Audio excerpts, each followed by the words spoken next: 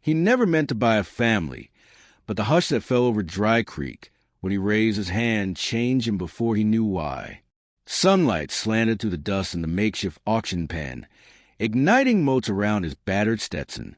For children and their mothers stood on splintered planks, eyes wide in fear and despair. James McCoy's fingers ached around the ledger's worn leather strap. But what seized him wasn't the weight of coin. It was something buried deep beneath years of rock and regret. In that flicker of a heartbeat, he saw more than merchandise. He saw a chance at absolution. Then the auctioneer's gavel fell, and in the echo of wood on wood, James's world shifted forever. Before we jump back in, tell us where you're tuning in from. And if this story touches your heart, make sure you're subscribed. Because tomorrow, I've got something extra special saved just for you. James McCoy pushed through the swinging saloon doors, the afternoon heat chasing him across the dust-choked street. Every step kicked up gravel that crunched beneath his leather boots. Boots worn thin a heel from years of chasing shine in creek beds and canyons. His shoulders carried a canvas pack, heavy with tools and provisions, but what weighed on him most was a ledger he'd bought in Carson City 2 nights past, a tattered journal full of names and debts, promises and broken lives. Dry Creek was no more than a collection of wooden hovels and shuttered storefronts, its single saloon, jail, and general store clinging to the canyon wall, as if by sheer will. A solitary flag snapped overhead, faded blue and white, marking the spot where the county clerk held auctions of those unable to settle debts. Rumor said the sheriff ran it as much for payback as for profit. James crossed the plank walk to find that gathering. The auction pen was a crude corral of boards, assembled in the empty lot beside the jail. The crowd was small, miners fresh off their claims, a handful of drifters, and the sheriff's deputies leaning against the jailhouse door, bored and watchful. The auctioneer, a thin man with a hawk nose and cold eyes, paced before a wooden stand. For children, each hollow-eyed, clad in rough-spun tunics, patched at elbow and hem, huddled beside their mother. She stood taller than her burden, shoulders squared, though fatigue and fear trembled in the crease by her mouth. James noted the children's ages at a glance.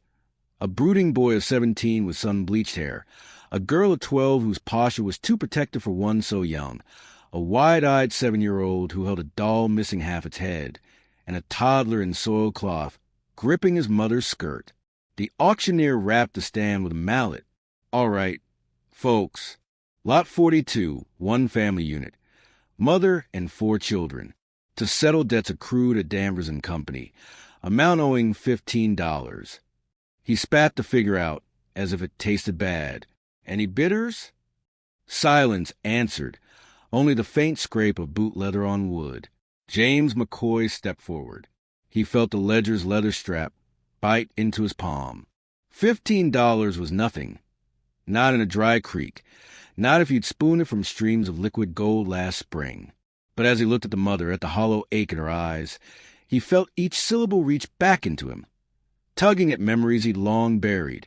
A wife's face in a cradle of hay, her lullabies swallowed by wind, a daughter's laughter stifled beneath his own hardened fist.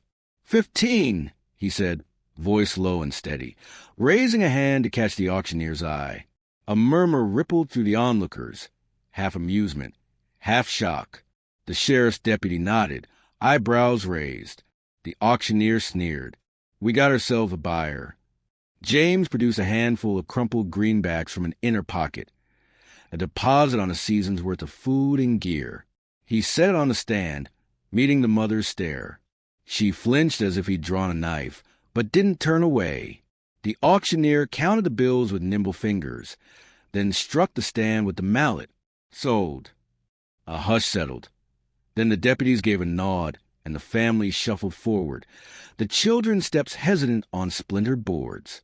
James reached into his pack, pulled out a length of hemp rope, and tied the mother's wrist as belt loop. No shackles, just enough control, so no one could mistake the transaction. He meant to lead them away, out of the glare, out of the formal misery of the pen. Dust clung to their skirts and trousers. The merciless sun turned hair-brittle. James held his ground as the sheriff's deputy collected papers, filed them, and returned the ledger to James's satchel. He'd paid his debt to the county. He owned his family now. Not as goods, but as something more fragile, more alive. He felt their questions press into him. Why this man? What was his game? He said nothing. He lowered his head against the glare and let the wind shift the dust around him like an answering question.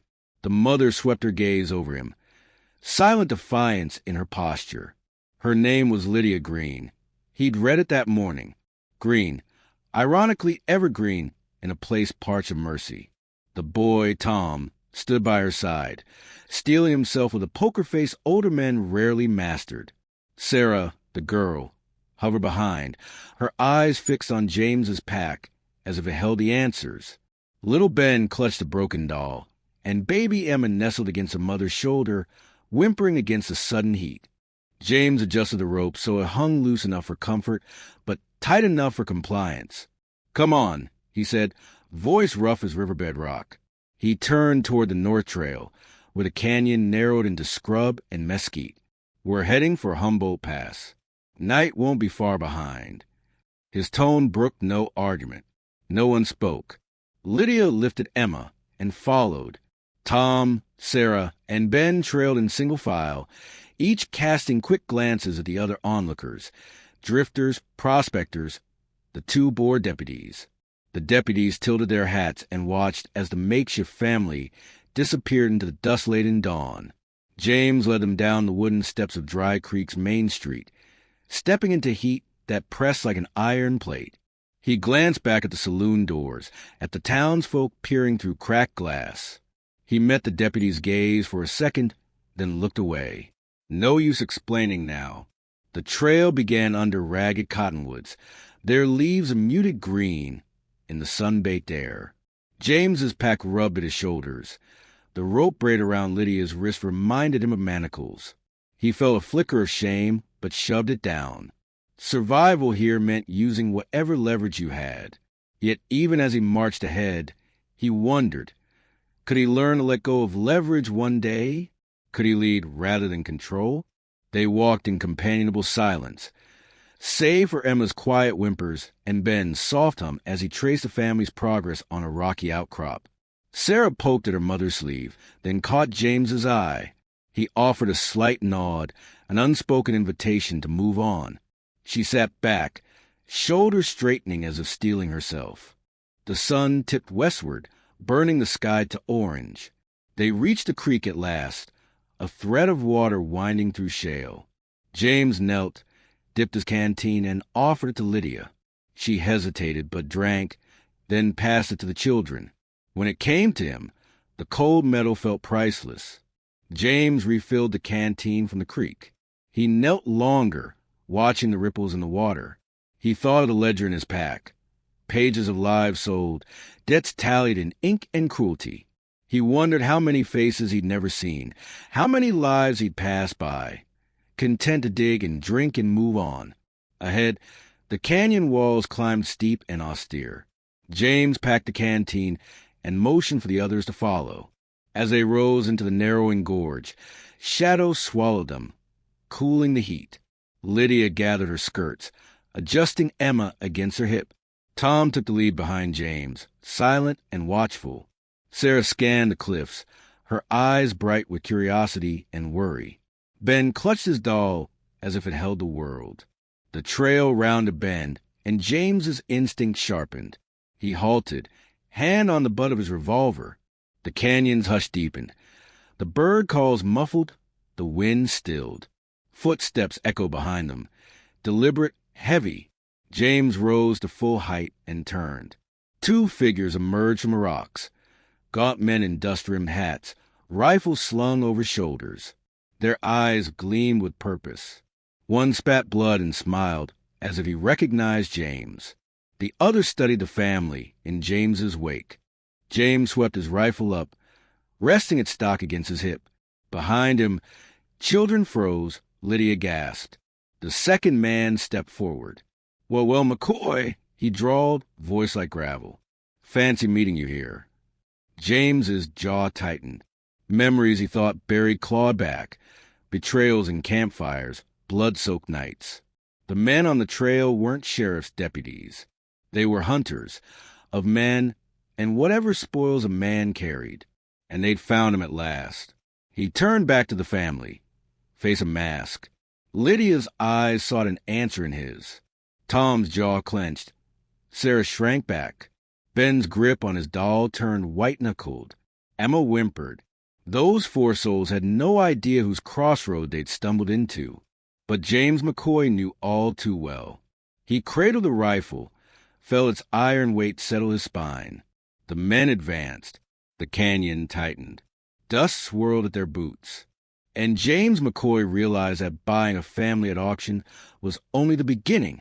The rifle's cold iron pressed against James McCoy's side as the two riders halted 40 paces down the canyon floor. Dust swirled around their boots, wreathing them in a ghostly haze. One pursuer, tall, gaunt, eyes like burnt coal, spat a curse and glanced at his companion. A broad-shouldered man with a scar across his cheek. Their rifles remained slung, but their hands hovered near holsters. James's finger flexed on the trigger guard. Behind him, Lydia drew the children tight into the shadows of the canyon wall, hearts hammering. "Serpent Jim," the scarred man hissed, voice low and vicious. "Thought you'd slithered off for good." James's jaw clenched. A hiss of steel echoed in his chest. The name he left behind in saloon gunfights and blood-soaked mesas. He offered no reply. His eyes flicked to the ledger tied to his pack, the one that still bore Lydia Green's name in precise copperplate. It was either a claim on her life or his own reckoning. He weighed his options, measured the gap between them in gun lengths. Behind him, Tom, sun-bleached and stubborn, stepped forward, revolver drawn.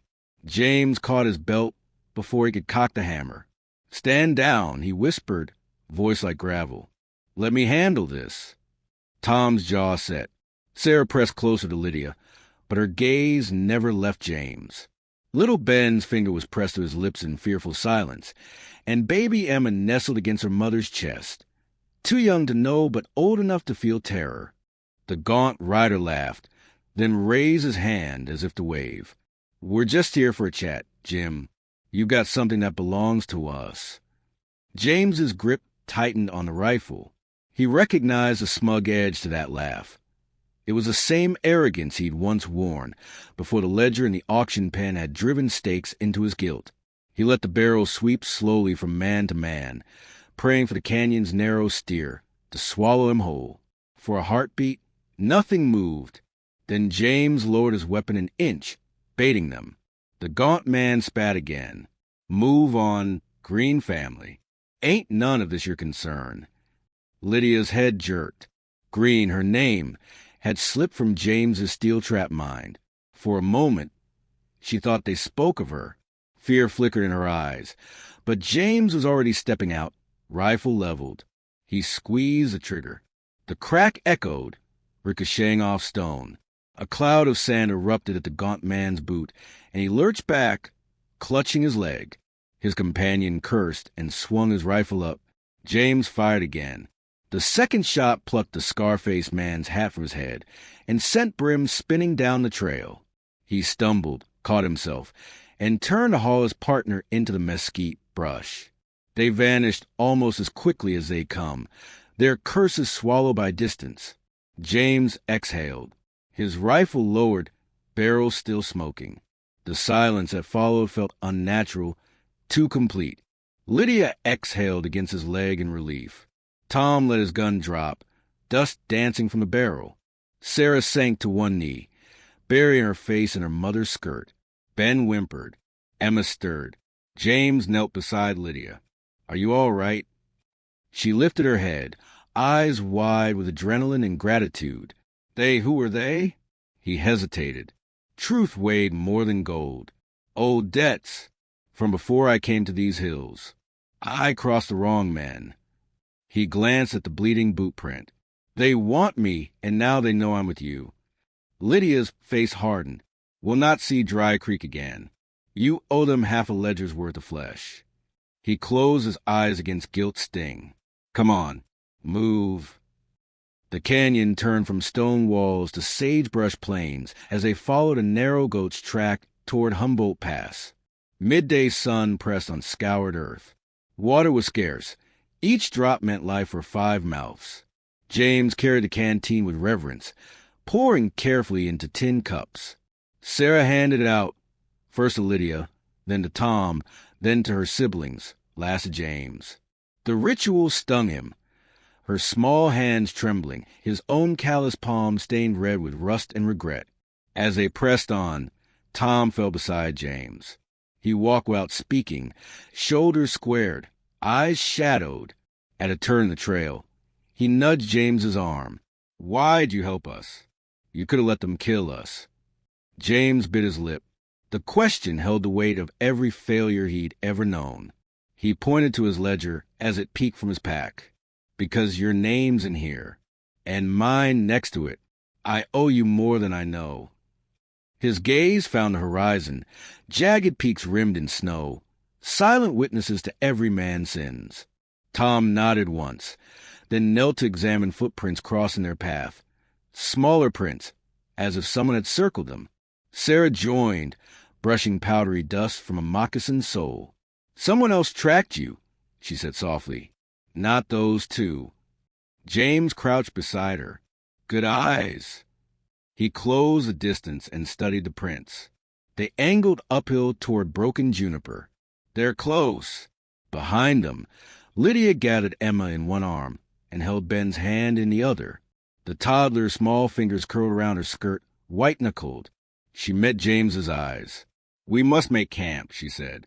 Her voice had a calm born of necessity. "Soon." They found a ledge carved in stone that dropped to a narrow creek. The water ran clear and cold, coaxing rusty coughs from James's lungs as he drank. Sarah slipped downstream, gathering smooth stones and wild herbs Lydia tossed into a tin pot. Tom gathered firewood, his movements cautious, weighed with purpose. Ben sat on James's pack, clutching his broken doll, lost in its cracked plastic stare. James helped Lydia wash Emma's neck and hands, the baby cooing at each splash. He watched Lydia's lean arms work, her fingers twisting damp cloth, and felt something slow loosen inside him. At nightfall, they built a fire from juniper and mesquite. The flames licked the canyon wall, painting shadow puppets of children who'd never known safety until this night. Lydia broached the ledger again. "Why did you pay $15 for us, Mr. McCoy? You had no reason." James poked the coals with a charred stick. Sparks flew upward like dying stars. "You owed that to the store for food when Emma was born. I saw what I did to my own kin. Figured I'd try to do right by someone." He paused, voice low. "My brother died because of me. I can't bear to see another child fall." Sarah watched him, studying the ledger Jill handed to Lydia. "What happened to your brother?" He stared at the coals. "He trusted me. Led me out of a barn fire. I left him behind in a shootout. Couldn't carry him. I ran." He looked at the girl in the firelight. "I've carried that guilt through every canyon since." Silence curled around them. Even the coyote howl seemed stilled in respect. Tom broke it by tossing another stick on the fire. The crack of burning would echo like a promise. Before dawn, James roused the family. The air was crisp. Frost etched the stones. Lydia wrapped Emma in a wool blanket. Tom and Sarah checked gear. Ben woke crying, calling for his mother. James knelt beside him, gently setting his pack upside down as a cradle. He rocked it slightly, humming a tune that once lulled him to sleep in his brother's arms. He hesitated, then reached into his coat pocket, producing a small, tarnished pocket watch, his brother's. It was missing its glass face, but the hand still ticked. James offered it to Ben. "Keep him safe," he whispered. Ben's tears stilled as he traced the watch's edge. In that simple act, James felt the ledger's weight shift, from debt to covenant. They moved again, climbing steep scree slopes toward a ridge that promised concealment. Every footfall echoed in James's mind. The pursuers' rifles, the gaunt man's laughter, the ledger's pages flipping in his nightmares. He scanned the skyline, heart attuned to each shape in the dim, pre-dawn light. Halfway up, Sarah huddled beside a boulder. She pointed the skyline where vultures wheeled, their circling wings disturbingly precise. "They're watching," she said, voice barely above a whisper. James followed her gaze. Below the ridge, a thin curl of smoke threaded skyward from brush and stone. A signal fire. Someone waited on the other side. His mouth tightened. "They've got lookouts." Lydia slipped her arm through his. "We can't outrun them forever." He pressed her hand, feeling the softness of her knuckles.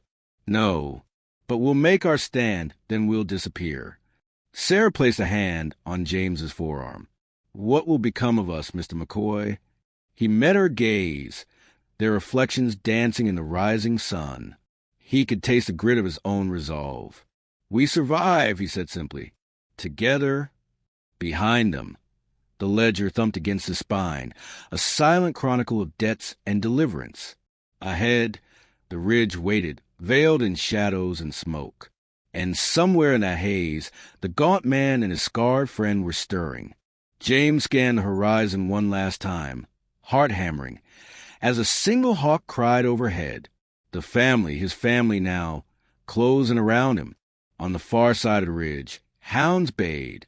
And in that moment before the climb, James McCoy swore he would not fail them again. The ridge wind cut through James McCoy's coat as he squinted down at the signal fire smoke drifting through the pines.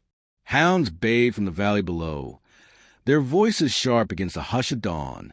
Lydia steadied Emma on her hip, the baby's fevered brow tucked beneath her chin. Tom braced himself where the slope eased into a hidden hollow, fingers tight on his revolver's grip. Sarah pressed close, nostrils flaring at the sickly sweet scent of pine sap and moisture in the air. Ben clutched a tarnished pocket watch, its ticking a fragile heartbeat between fugitive and protector. James surveyed the hollow's mouth, a dark gash in the granite rim, big enough to shelter them yet narrow enough to conceal. He gestured, voice low. "In there. Quiet." Lydia nodded, gathering her skirts around Emma. Tom and Sarah slipped forward, scanning the ridge for pursuers. Ben murmured, "Tick-tock," pressing the watch's backplate against his lips for courage. James dropped to one knee beside his pack, unfastening the ledger. The covers creaked open, revealing the entry he'd circled before Dry Creek. Green, debts settled with family ring. Note missing. That ring, sketched crudely in margin, bound Lydia's family to his ledger, and to whatever men hunted them now. One hound bayed closer, echoing hollow and fierce. James stood, holding the ledger like a shield. His mind flicked back to the night his brother died, how he dropped that same journal in panic, leaving his kin to the smoke and flame. He closed his eyes for a heartbeat, then slipped the book into his coat pocket. "Move," he whispered. Lydia led her children into the cave's yawning blackness, the scent of damp earth rising to meet them. James waited until their forms vanished, then drew his revolver, loading each chamber with deliberate calm. Inside the hollow, the air was cool and still. Moss carpeted the floor, and the walls curved inward like a protective cradle. Sarah's wide eyes adjusted first. She knelt to brush her fingers across the moss, then looked up. "It's safe," she said, voice a soft echo. Tom posted guards at the entrance, one on each side, while James and Lydia settled Emma on a bed of pine boughs. Ben pressed the watch into James's hand. "For you," he said, eyes solemn, "to remember." James closed his fingers around the watch. He brushed its tarnished face. "Thank you," he murmured, and tucked it into his pocket beside the ledger. Lydia's gaze sharpened as she noticed both bulges beneath his coat, items of trust and burden. Her lips pressed tight, but she nodded for James to continue. He crouched by a shallow pool formed where stalactites dripped, dipping a tin cup and offering water to the children. Each sip was a small relief. Each breath, a silent vow to keep them alive. Outside, the hounds circled, their baying muffled by rock. The gaunt man's voice cracked orders through the trees. Search every hollow. He couldn't have gone far. The scarred man answered with a cough of steel. That ledger's worth more than gold. We find him, and the green kin. Their accents rolled off stone like knives in shadow. James absorbed the threat, fingers twitching at his knife's hilt. The ledger wasn't just a record. It was a map of debts, and some debts demanded blood. Lydia's eyes narrowed on James. "What is that book to them?" she asked, voice tremulous but resolute. The children watched the exchange, Tom's jaw tight. Sarah's gaze restless as she fingered a bit of rope, Ben's knuckles white on the pine bark, Emma's soft whimpers broken by fevered dreams. James exhaled slowly. "Information," he said finally. "Names, amounts, a notation about your family ring, a keepsake they think I stole." He met Lydia's eyes. "They'll kill me to recover it, or whoever's holding it, and they'll not hesitate to take you as leverage." Lydia's lips parted, but no words came. She pressed a hand to Emma's forehead, feeling a faint heat. "My husband wore that ring on our wedding day," she said, voice catching. "It was his only heirloom. It must be hidden." She glanced at the ledger's mocking sketch. Sarah slid to her side. "I know where it is," the girl whispered. "In the hollow behind the old well, beneath the floorboard in the children's room." Lydia's eyes widened. She reached for Sarah, holding her close. "You remember that?" Sarah nodded, heard it when he told Mother how he'd borrow silver to buy medicine. James closed his eyes, picturing the ramshackle cabin at Dry Creek, the lean-to near the well where Lydia's husband had tended his children's fevers with tonic and wild herbs. He felt guilt bloom, pricking at old scars. "Then we must retrieve it," he said. "If we show them a hollow token, they may stop here." Lydia shook her head. "No, they'll press for more." Tom stepped forward. "Then we mislead them. We give them something and vanish." James studied Tom's face, sun-bleached hair tangled, eyes fierce. The boy was no longer merely fearful. He was resolute. James placed a hand on his shoulder. "You still think I brought you to this?" Tom's lips twitched. "You could have let us die in that auction pen." James's chest tightened. "I chose you because I saw a chance to do right." He looked at Lydia. "But right requires sacrifice." Lydia's gaze fell to Emma's blanket-wrapped form. The baby stirred, then slept. "So we steal our own heirloom to buy time?" He nodded. "We'll bury a false ring, one of my trade, near the cave's mouth. They'll find it and assume it's theirs." Lydia's fury flickered. "A cheap bauble?"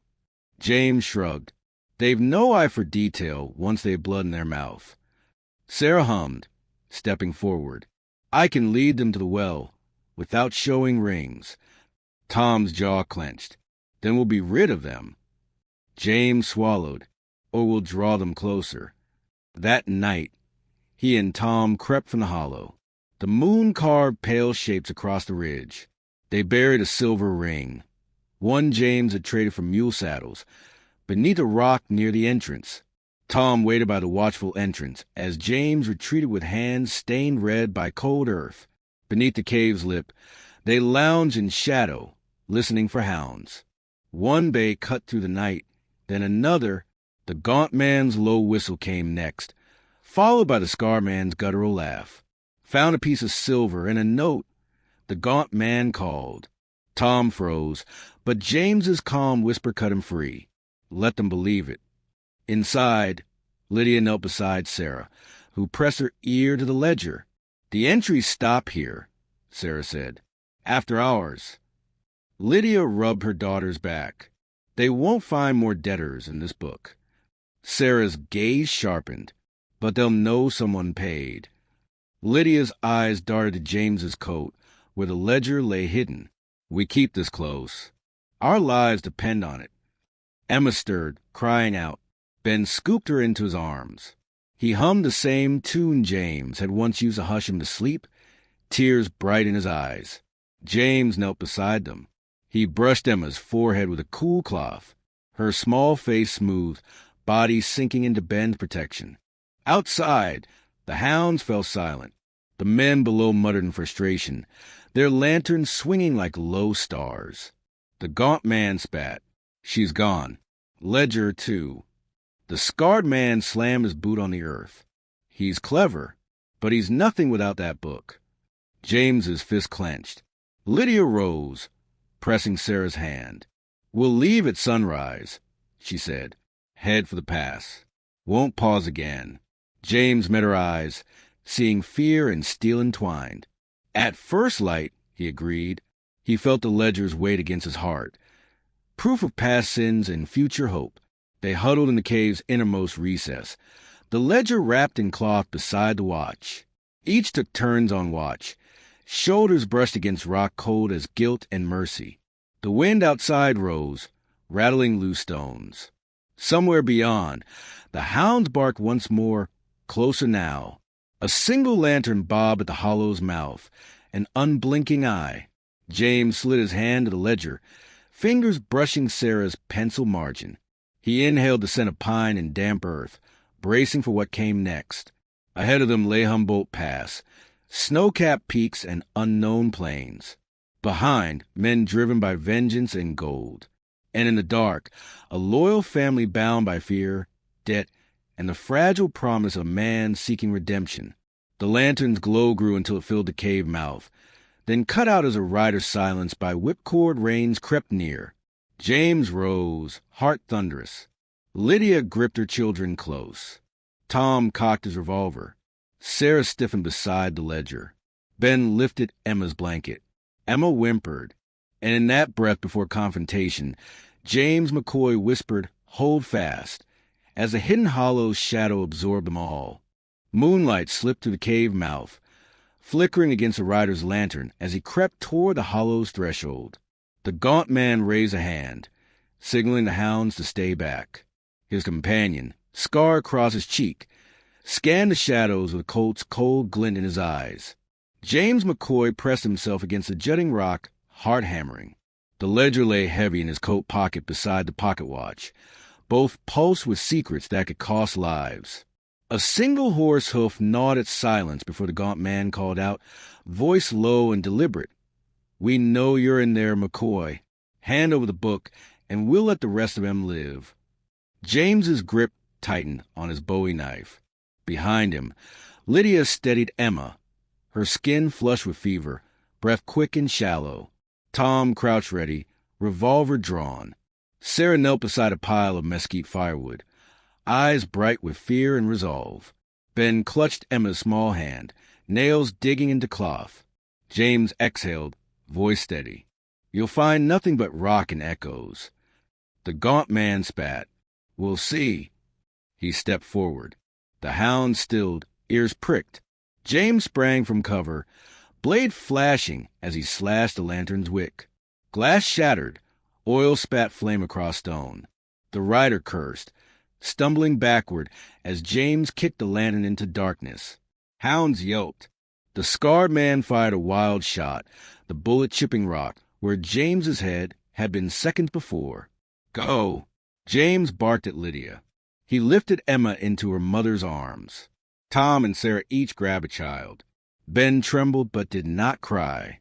One last look at James. Promise and fear tangled his gaze. Then Lydia led them into the cave's deep throat.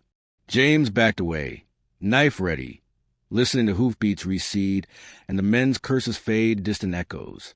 They emerged at dawn onto a narrow ledge above a rushing river, mist rising like memory. Lydia settled Emma against her chest, the baby's fever brow burning beneath her woolen shawl. Sarah crushed willow bark into a tin cup, murmuring as she poured boiling water from James's camp kettle. Tom knelt, fashioning a crude splint for Emma's small wrist, benign but necessary, muscles shaking beneath his calm. Ben hovered, offering the pocket watch as a talisman. James fetched water from the river's edge, cupping it in his hands to wash Emma's face. Her tiny eyes fluttered open, delirium soft as a dying ember. He spoke to her in a hush tinged with guilt. "Easy, little one. We'll find help soon." Lydia pressed her lips together, her trust fraying. After Emma drank, she challenged James, voice low. "Why did you burn the lantern?" We might have bargained for medicine. He met her gaze, admitting a truth he'd kept buried, because they'd have come back with reinforcements. I'd lose you all to save myself. Her eyes flared. Better that than lead them here. Tom's jaw tightened. She's right, McCoy. James swallowed. I didn't ask to be your guardian, but I'll bleed before seeing another child taken. Rain began as whisper against stone and rotted timbers of an abandoned mining shack perched on the ledge. James slipped inside, finding a rickety table and 2 empty bunks. He patched a hole in the roof with his poncho, then built a small fire from pine boughs. Sarah gathered damp wood and coaxed embers into flame with brittle tinder. The heat drove out the chill. Emma's fever climbed. Each shiver racked her tiny frame. James tore cloth from his shirt, wetting it in the river before laying it across her brow. He felt the weight of her fragility pressing into him. Another helpless soul on whom he dared not fail. Lydia rubbed Emma's ankles, murmuring prayers into steam. Outside, the storm swelled. Wind rattled loose boards. Lightning etched the sky in jagged white. At each clap of thunder, Lydia flinched, pulling children close. Ben pressed a pocket watch against Emma's hand. Sarah bent to boil herbs, yarrow, willow bark, sage, hoping to ease the fever. Tom leaned against the wall, revolver resting across his knees, eyes on the ledger's worn spine peeking from James's coat pocket. James seized a moment of quiet to steel himself. He untied the ledger and spread its pages on the table. Beneath entries for Green and dozens more, he found one marked in heavy ink. December 52, stagecoach hit, 30,000 greenbacks. McCoy named suspect. His heart lurched. The stagecoach robbery had been his last job with the riflemen, an armed band he'd deserted, leaving them to trap him in the ledger's margin. That betrayal had branded him a traitor and set these men upon him. Lydia hovered behind him. So this book names you to them. He closed the ledger. They worked for Wallace, railroad magnate and crooked judge. He lost his gold on that coach. He wants retribution. She exhaled, half relief, half dread. Then we must outrun the storm in him. By midday, the rain eased with steady drizzle. Supplies ran low. Salted beef nearly gone. Hardtack crumbs in tin. Water rationed. James surveyed the river's swollen banks, considering their only route, a makeshift raft of driftwood bound with rope. Tom and Sarah gathered logs. Ben tied knots under James's watchful eye. Lydia folded Emma in her shawl, placing her on the raft's makeshift deck.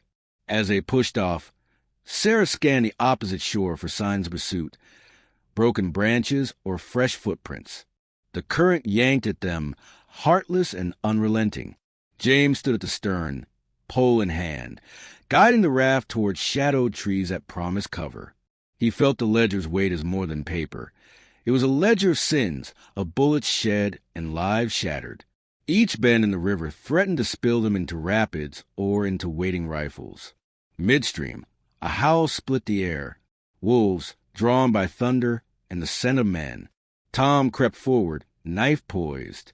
They'll swarm us. James nodded. Keep close. I'll make a stand. He waded into water, cold lancing through his boots. He drew his revolver and fired a warning shot. The wolves retreated, eyes glinting. Sarah seized the moment, hacking at overhanging branches to clear their path. Ben gripped Emma's hand. Tears mixed with drizzle. They reached the opposite bank. James hauled the raft ashore, bones aching from the cold. Lydia clutched Emma, pressing the baby to her shoulder as they scrambled up a muddy slope. Tom offered his hand to James. I got you. James grasped it, pulling himself free. The solidarity crackled between them, a promise beyond words. Night fell without mercy. They sought refuge in a hollowed-out pine stump, pressing against its curved wall like pressed prayers. Emma's fever worsened, her breath shallow and rapid.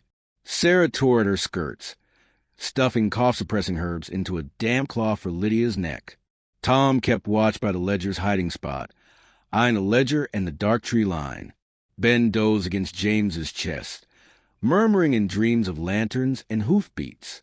Lydia confronted James in the lantern's sputtering glow. This book binds us to your past. We'll never be free till it's gone. James's fingers hovered over the ledger's cloth wrap. That book's my only leverage against Wallace. Without it, he'll chase us till death. She turned away, voice soft. And what of us? What leverage have we on you? He closed the distance, placing a hand on her shoulder. My word, I won't let them take you. She met his eyes, seeing truth and fear swimming there. Words can falter.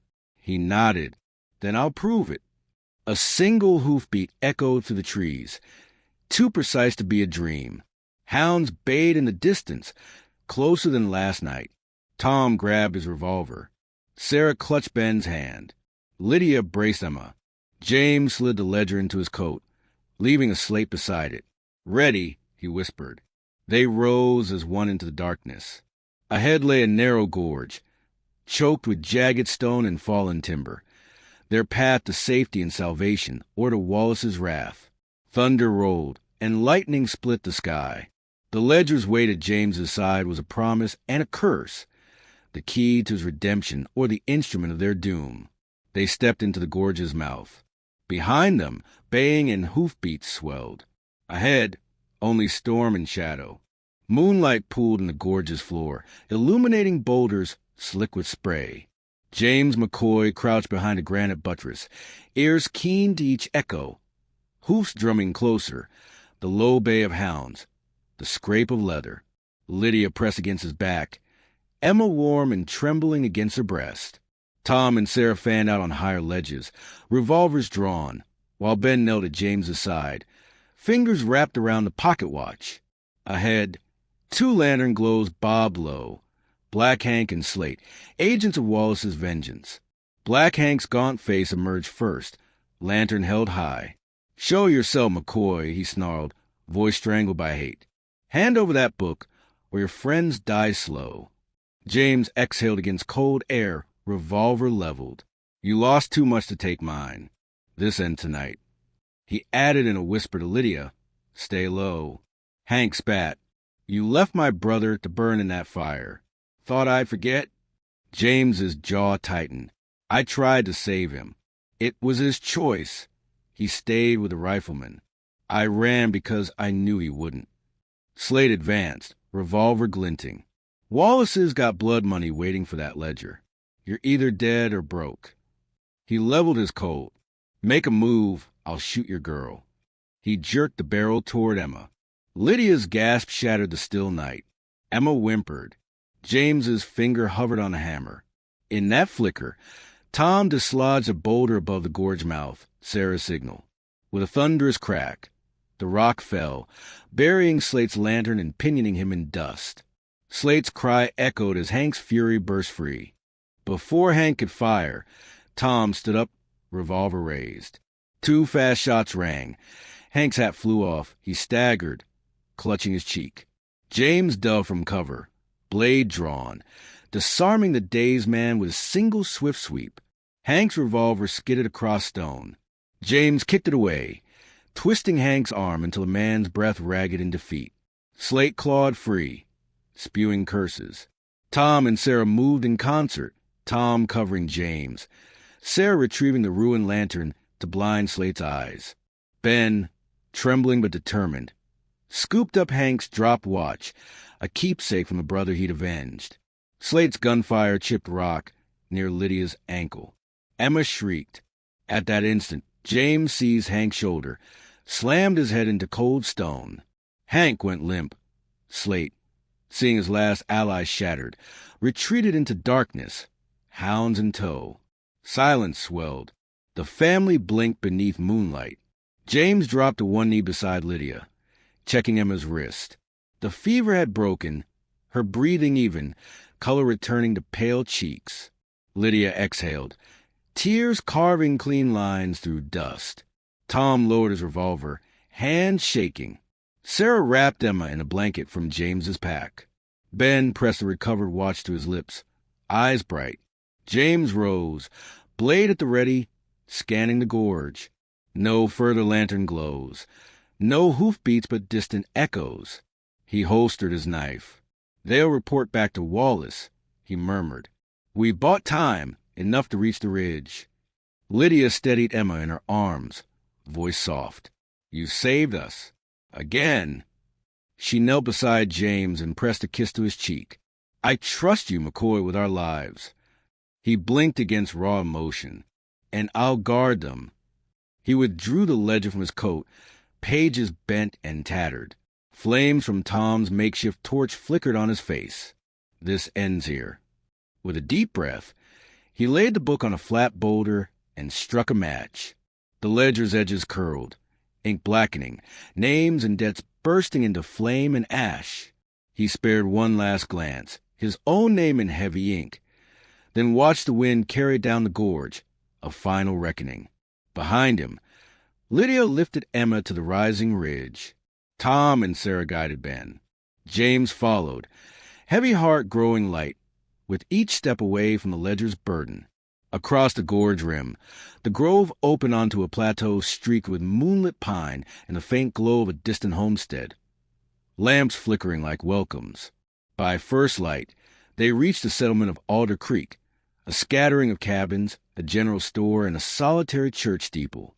A kindly homesteader, Widow Finley, took Emma in, offering whey and herbs that soothed the last shivers. Sarah gathered yarrow and mint from her garden. Tom hauled buckets of water. Ben escorted James to her cabin's hearth, reluctant to part with the watch until James tucked it into his own breast pocket. Lydia stood on the porch as the sun climbed. James approached, offering his coat.